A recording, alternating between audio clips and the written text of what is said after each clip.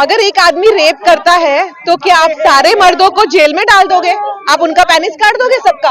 एक कुत्ते ने अगर डॉग बाइट किया तो आप सारे 10 लाख कुत्तों को आप बोल रहे हो शेल्टर में डाल दो? और कहाँ है वो शेल्टर? क्या अरेंजमेंट्स है? जो फंड्स इनको मिले थे वो तो इन्होंने सारे करप्ट लोगों ने खा लिए हैं। कोई फंड्स नहीं है, कोई इनके लिए कुछ नहीं रखा है। ये वोट नहीं कर सकते तो इनको कोई मदद नहीं करता है, इनकी कोई सहायता नहीं मिलती है क्योंकि बोल नहीं सकते ना। इंसान तो बोल सकते हैं, गरीब आदमी को घर नहीं मिला है, इनको क्या मिलेगा? इनको लास्ट में ट्रॉमा, सफरिंग और सिर्फ मौत मिलने वाली है वहां पे। इतने सालों तक इन्होंने इनका फंड्स खाया है और अब जाके इनको बोल रहे हैं शेल्टर में डाल दो। दिल्ली से शुरू हुआ है और ये पूरे इंडिया में होगा और हमें शर्म आनी चाहिए ऐसा हम लोग कर रहे हैं। हम लोग भगवान का डिसीजन ले रहे हैं, भगवान बन गए हैं कि हम लोग दूसरे की जिंदगी ले सकते हैं। ये एकदम गलत डिसीजन है। रेबीज के नाम पे आप सारे कुत्तों को मार दोगे, ऐसे तो क्या अभी तो सारे रेपिस्ट बाहर घूम रहे हैं, उनको क्यों नहीं पकड़ के आप मार रहे हो या उनको क्यों नहीं अंदर कर रहे हो? सारे कुत्तों को बंद करने का लॉजिक ही नहीं समझ में आ रहा है। इसके पक्ष में तो कोई भी नहीं है, जो हेटर्स है शायद वही पक्ष में है, लेकिन जो इंसान है, जिनके अंदर इंसानियत है, वो इसका पक्ष नहीं दे सकते हैं क्योंकि हम भगवान नहीं है। ये जो है हमने लिखा हुआ है यहाँ पर, एंटाइटल ह्यूमन बींग्स को बंद करना चाहिए। ये दुनिया सबकी है, ये दुनिया पशु की है, पक्षी की है और जानवर सबकी है। मुंबई टीवी, हर खबर सच के साथ। मैं हूं अफजल शेख और आप देख रहे हैं मुंबई टीवी। मुंबई में दिल्ली एनसीआर में फैसले के बाद अब विरोध प्रदर्शन शुरू हो गया है। बता दें, दिल्ली एनसीआर के सभी सड़क किनारे जो कुत्ते होते हैं उन्हें शेल्टर में शिफ्ट करने का सुप्रीम कोर्ट ने ऑर्डर दिया है और इसी ऑर्डर के खिलाफ आप देख सकते हैं ये प्रदर्शन जो कि काफी बड़े पैमाने पर मुंबई में किया जा रहा है। अगर बात करें जानवर प्रेमियों की तो उनका विरोध कड़ा तौर पर इसलिए है क्योंकि जानवरों का भी अपना एक जो है जीने की जिंदगी, अगर उन्हें शेल्टर में भर दिया जाएगा तो कैसे जो है लोग ये कहेंगे कि हम जानवरों के साथ सही व्यवहार करते हैं। मैम, क्या नाम है आपका? वंदना यादव। दिल्ली एनसीआर में जो जानवरों को हटाने का फैसला आया हुआ है उसका विरोध मुंबई में किया जा रहा है, क्या आप मामला है? सब जगह, क्योंकि अभी दिल्ली से शुरू हुआ है और ये पूरे इंडिया में होगा और हमें शर्म आनी चाहिए ऐसा हम लोग कर रहे हैं। हम लोग भगवान का डिसीजन ले रहे हैं, भगवान बन गए हैं कि हम लोग दूसरे की जिंदगी ले सकते हैं। ये एकदम गलत डिसीजन है और मैं जानवरों को खिलाती हूँ, 300 बिल्ली कुत्तों को रोड पे खिलाती हूँ और उनका वैक्सीनेशन, स्टेरिलाइजेशन सब कराती हूँ। सो ये बिल्कुल गलत न्यूज है ये कि रेबीज के नाम पे आप सारे कुत्तों को मार दोगे। ऐसे तो क्या अभी तो सारे रेपिस्ट बाहर घूम रहे हैं, उनको क्यों नहीं पकड़ के आप मार रहे हो या उनको क्यों नहीं अंदर कर रहे हो? सारे कुत्तों को बंद करने का लॉजिक ही नहीं समझ में आ रहा है। तो जिस तरीके का सुप्रीम कोर्ट का फैसला है कि जब भी जानवर जो शेल्टर में जाएंगे उन्हें वापस जो है सड़कों पर नहीं छोड़ा जाएगा। आप शेल्टर गए हो कभी? आप गौशाला गए हो? आपको गौशाला जाके देखना चाहिए। उन्होंने यही पास किया था, गौशाला से सभी वहीं पे बच्चे मर रहे हैं, वहीं पे वो गोबर में बैठे हुए हैं, खाना नहीं है, तो वो उन्होंने ट्राई किया गौशाला में, नहीं हुआ। ये बिल्कुल नहीं मैनेज कर पाएंगे। मैं बोल रही हूँ, हम लोग कितने जानवरों को मैनेज करते हैं, वो उनके पास फंडिंग ही नहीं होगी। एक दूसरे को मार डालेंगे, वो एक दूसरे को कुत्ते मार डालेंगे। और फर्स्ट ऑफ ऑल फंड्स कहाँ पर है? एक दिन अगर आप 10 लाख कुत्तों की बात करें तो 5 करोड़ चाहिए एक दिन का पैसा। इतना पैसा कहाँ से आएगा? सुप्रीम कोर्ट ने ऐसे कैसे फैसला सुना दिया एक तरफा जो है? अगर आप लोग विरोध कर रहे हो तो कोई तो होगा ना इसके पक्ष में। इसके पक्ष में तो कोई भी नहीं है, जो हेटर्स है शायद वही पक्ष में है, लेकिन जो इंसान है, जिनके अंदर इंसानियत है, वो इसका पक्ष नहीं दे सकते हैं क्योंकि हम भगवान नहीं है। ये जो है हमने लिखा हुआ है यहाँ पर, एंटाइटल ह्यूमन बींग्स को बंद करना चाहिए। ये दुनिया सबकी है, ये दुनिया पशु की है, पक्षी की है और जानवर सबकी है। तो ये जो तमाम चीजें लग रहा है, आपको लग रहा है कि ये प्रदर्शन से सुप्रीम कोर्ट में किस तरीके का कोई फैसला लिया जाएगा या इस पर स्टे आएगा? अब जिस दिन वो जैसे उठेगा उसके मत पे मालूम होगा ना। अगर उसकी मत मारी गई है तो फिर वो वापस नहीं लेगा, लेकिन अगर यहाँ पर गवर्नमेंट का पॉलिटिकल एजेंडा है so then I'm sure this will be reversed and I only hope and pray कि आज आपने ऐसा किया है, कभी भी कोई भी दिन, कभी भी जिंदगी में कोई भी ऐसे इंसानों से इमोशंस मत खेलो क्योंकि हम एक हफ्ते से सोए नहीं, हम एक हफ्ते से रो रहे हैं क्योंकि ये हमारे बच्चे हैं। तो जिस तरीके का आप विरोध प्रदर्शन देख रहे हैं, इससे कहीं ना कहीं एक मुंबई में ये विरोध प्रदर्शन शुरू हो गया और इससे अलग अलग राज्यों तक भी जो है ये फैसला इसके खिलाफ जो है कड़ा विरोध प्रदर्शन जिस तरीके का विरोध प्रदर्शन किया जा रहा है, किस तरीके का सुप्रीम कोर्ट ने एक तरफा जो है ये फैसला लिया है, क्योंकि इसका विरोध हो रहा है, क्या लग रहा है इस पर बैक कुछ ये फैसले को लिया जाएगा या किस तरीके से इस पर स्टे आ सकता है? सबसे पहले तो हर पशु हर जीव का संवैधानिक अधिकार है जीना, और खास करके अगर मैं कुत्तों की बात करूं तो हजारों साल पहले इंसानों ने अपने लिए कुत्तों को जंगलों से निकाल के सड़कों पे लेके आए, अपने घरों में लेके आए, ताकि वो आप सबसे मजाक की बात यह है कि सुप्रीम कोर्ट ऑफ इंडिया को कहते हैं watch dog of Indian constitution. Watch dog क्यों कहते हैं? क्योंकि डॉग के जो स्वभाव में है कि वो प्रोटेक्ट करता है, वो लॉयल रहता है, वो कमिटेड रहता है, उसी से इंस्पायर होकर सुप्रीम कोर्ट को, जिसको बोला गया है कि संविधान का रक्षक है, संविधान का वॉचडॉग है, आज उसी ने संविधान का मजाक बनाया। अगर आप ऑर्डर पढ़ेंगे 11 अगस्त का 2025 का जो जस्टिस पारदीवाला ने दिया है, उसमें उन्होंने क्लियरली लिखा है कि इंसानों का हक, जानवरों का हक अलग है। मतलब वो पशु पक्षी जीव, और आज कुत्ते की बात है, बट कुत्ता जस्ट एक एग्जाम्पल के तौर पे मैं दे रही हूँ, बट हर जीव जो इंसान के कैटेगरी में नहीं आता है, जस्टिस पारदीवाला ने बोल दिया है कि उसको जीने का हक नहीं है, उसके फंडामेंटल राइट्स नहीं है। और सुप्रीम कोर्ट या कोई भी कोर्ट आज फैक्ट्स के बेसिस पे, एविडेंस के बेसिस पे जाता है। आपने फर्स्ट ऑफ ऑल जो स्टेक होल्डर्स है, जो पार्टीज इन्वॉल्व है, उनका मत आपने लिया नहीं है, उनकी एप्लीकेशन आपने सुनी नहीं है, तो एक बेबुनियादी समझिए कि एक जजमेंट पास हुई है, एक फेक न्यूज बोलो। अगर आप ISDP का डेटा देखेंगे तो उसमें उन्होंने डॉग डेथ्स का डेटा दिया हुआ है 2022 से 2025 का, और फिर डेथ्स ड्यू टू रेबीज का अलग डेटा दिया हुआ है, जो बिल्कुल मैच नहीं करता है जो सुप्रीम कोर्ट जो चीज कोर्ट करी है। आज अगर आप डॉग बाइट्स भी देखेंगे तो उसमें आपको कैटेगरी करनी पड़ेगी कि कितने बाइट्स प्रोवोक थे, कितने अनप्रोवोक थे, किस कारण से वो बाइट हुए, कहाँ वो बाइट हुए। और रेबीज अदालत से कोई भी कंसर्न नहीं किया गया सुप्रीम कोर्ट में? सॉरी, निचली अदालत का कोई निचली अदालत सुओ मोटो जजमेंट है ना, सुओ मोटो सुप्रीम कोर्ट ने जो किया है उसका अर्थ ये है कि क्योंकि वो सबसे बड़ा जुडिशरी, सबसे supreme court is the apex court of India, उनको एक पावर दी जाती है सुओ मोटो, जहाँ पे अगर उनको लगता है कि ये पब्लिक के हित का कोई मैटर है तो उसको वो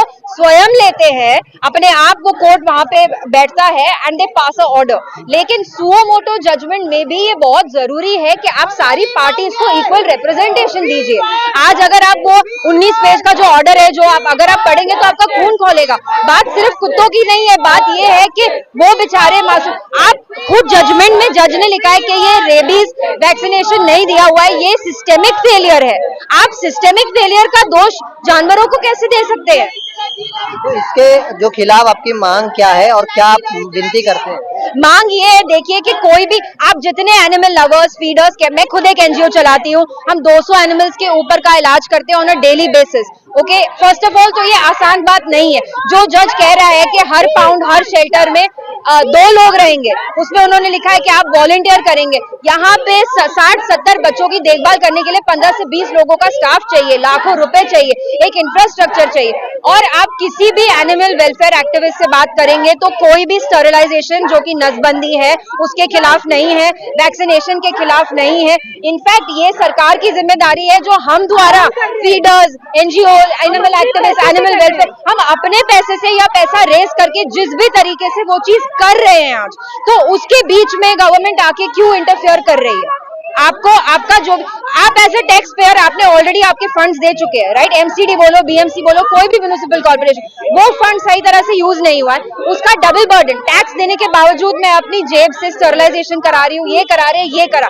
तो एक बैलेंस ऑर्डर रहना चाहिए। पाउंड बनाने की या शेल्टर बनाने की जरूरत नहीं है, आपको अडॉप्शन कंपलसरी करना चाहिए। हमारी संस्कृति में हर घर में एक गाय, एक बिल्ली, एक कुत्ता पालते हैं, बराबर है? इतनी आबादी, अगर आप अपना रिसोर्स इसमें लगाओ कि एक अडॉप्शन कंपलसरी कर दो, एक डॉग अडॉप्ट करो। और ये हमारे देसी डॉग्स की बात हो रही है यहाँ, ब्रीडिंग पे कोई लॉ नहीं आया है। ब्रीडिंग जो फॉरेन ब्रीडर्स है, हम ब्रीडर इलीगली डॉग्स ब्रीड करते हैं, उनको फिर फेंक देते हैं, अबैंडन कर देते हैं, उस पर कोई लॉ नहीं है। वो लाखों रुपए के कुत्ते बेचते हैं, उनका मतलब खत्म हो, जैसे गाय का हाल है वैसे कुत्ते का हाल है। जिस तरीके का ये विरोध प्रदर्शन है वो लगातार बढ़ रहा है, और हालांकि मुंबई में ऐसे विरोध प्रदर्शन होने की वजह से कहीं ना कहीं सरकार पर इसे फर्क जो है शायद पड़ सकता है। आप देखेंगे तस्वीरें, जहां तक आपकी नजर पड़ेगी सिर्फ इसका विरोध किया जा रहा है, और ये विरोध में कहीं ना कहीं जो है, मैम क्या बोलेंगे, कितना आप लोग जो है इसके खिलाफ है? मैं इसके बहुत खिलाफ हूँ। और ये जो सुपर कोर्ट और हाई कोर्ट का ये जो डिसीजन है, इट्स वेरी सैड बिकॉज ये हमारे बच्चे हैं, ये यहीं पे पैदा हुए हैं और इनका पूरा हक बनता है कि वो वहीं पे रहे, उनके घर से उनको कोई निकाल नहीं सकता। और ये जो हाई कोर्ट ने फैसला लिया है ये बहुत उनके खिलाफ है। ऐसे तो वो सारे डॉग्स मर जाएंगे। ये 3 लाख डॉग्स को कहाँ शेल्टर में रखेंगे?